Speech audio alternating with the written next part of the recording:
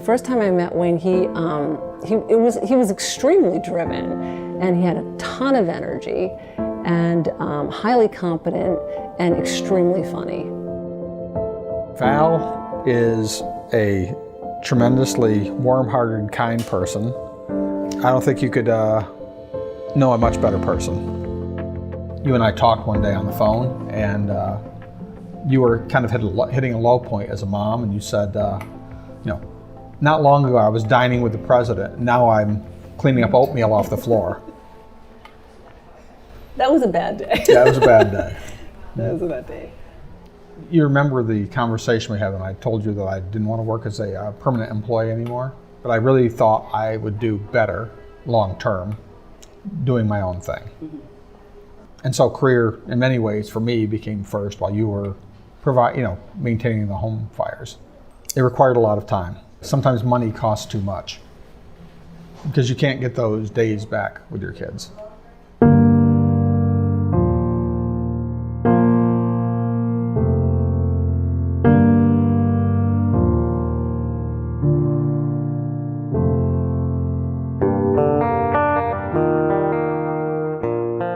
It was December 30th, my daughter's 17th birthday, and I was getting ready to sort of get the house ready for the party and for Erica's birthday celebration later that afternoon.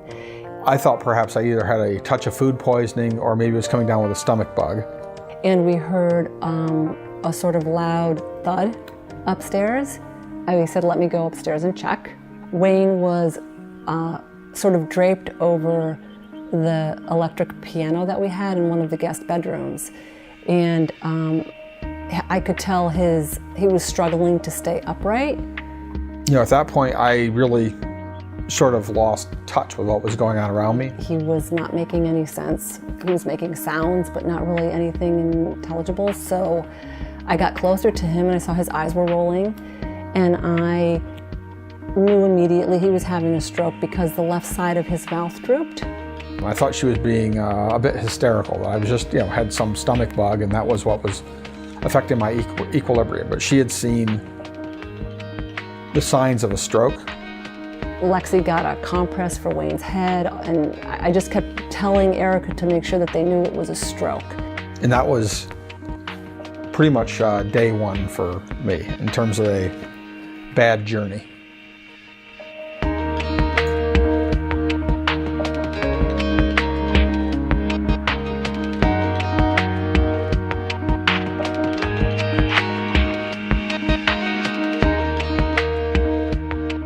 I think after you came home and things were kind of starting to get back into routine, one of the major things that had changed between us was that you couldn't play video games anymore because your left hand. No more Call of Duty. Yeah, so that was something that we used to do a lot.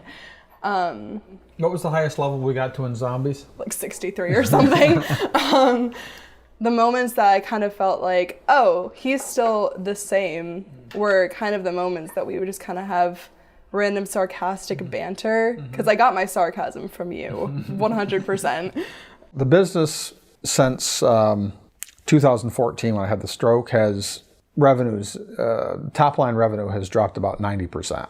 And as your mental acuity dropped off and your availability dropped off, a lot of these networks collapsed. Come on in.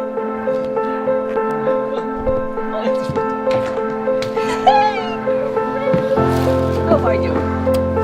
It's great to see you. Good to see you. It's for me. And I'll never forget, you basically said, we've got you. We've got you, let me know what's happening.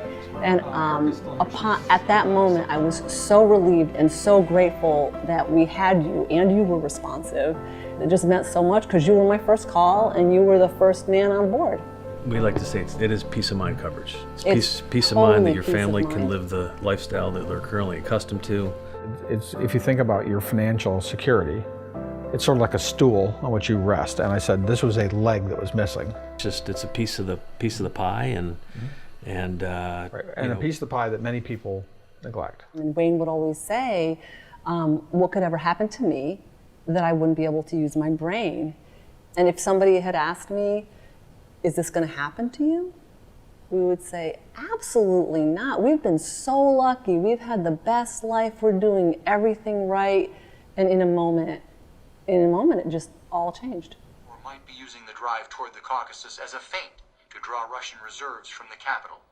But when Lucy's torrent of inner strategy continued to accurately forecast... It took us a while to learn after the stroke that just reading a novel was beyond my capability. I would become extremely fatigued to the point where you wanted to sleep and just couldn't persevere through a book. My cognitive therapist came up with this idea that I should both read the book and listen to the book simultaneously as a way of retraining your brain to be able to do this. Essentially, it's rebuilding skills and building stamina simultaneously. But for me, the cognitive issue has been the showstopper. What do you think in terms of being able to go to Blind Charlie's tomorrow? Any chance? You know, the entire time that this was happening, Wayne is such a fighter and such a survivor that it never once occurred to me that he would not come out on the other side. For me, what I'd like to think the path forward is, I don't think you ever get back to the point where you're 100% of who you were in the past. But I'd like to think that, yeah, I will come as close to that as possible. The provider aspect, disability income really helps take care of, but those other pieces are the things that you have to rebuild in a different way. This disability has given us the gift and the freedom to continue to live our life in a way that we always hoped we would be able to.